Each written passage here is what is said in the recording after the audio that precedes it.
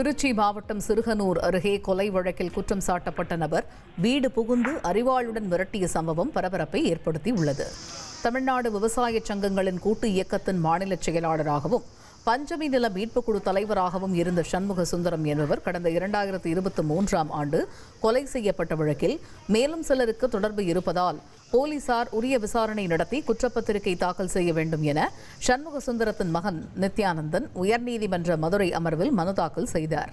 இந்த நிலையில் கடந்த மாதம் 31ஆம் தேதி நித்யானந்தன் வீட்டில் இருந்தபொழுது கொலை வழக்கில் குற்றம் சாட்டப்பட்ட 4வது நபரான சண்முகவேல் என்பவர் வழக்கை வாபஸ் பெறக்கோரி அரிவாளுடன் வந்து மிரட்டியதாக காவல் நிலையத்தில் நித்யானந்தன் புகார் அளித்த நிலையில் அது குறித்த காட்சிகள் சிசிடிவியில் பதிவாகியுள்ளது.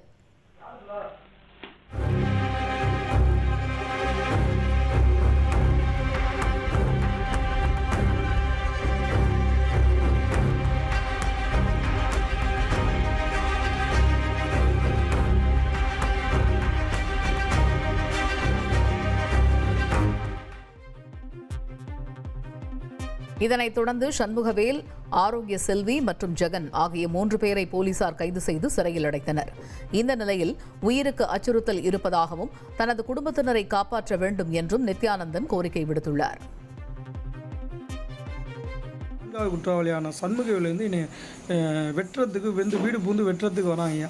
வீடு பூந்து நான் இப்போ வீட்டில் தங்கி இருக்கும்போது என்னை வீடு பூந்து வீச்சருவாளோட பட்டாக்கத்தோட வந்துட்டாங்க. என்னை வெட்டுறதுக்கு முயற்சி எடுத்து வீட்டுக்கு வந்துட்டாங்க. வீட்டுக்கு வந்தோன்னா நான் உடனே அது தெரிஞ்ச கடுமையான வார்த்தையில் திட்டுறாங்க. நான் உடனே என் வீட்டை பூட்டிக்கிட்டேங்க. என்னைக்கா இருந்தாலும் உன்னை வெட்டாமல் விட மாட்டேன்.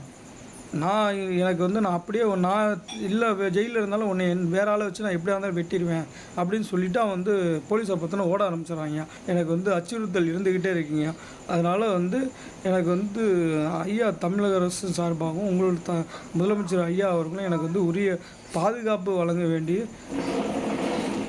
ஐயா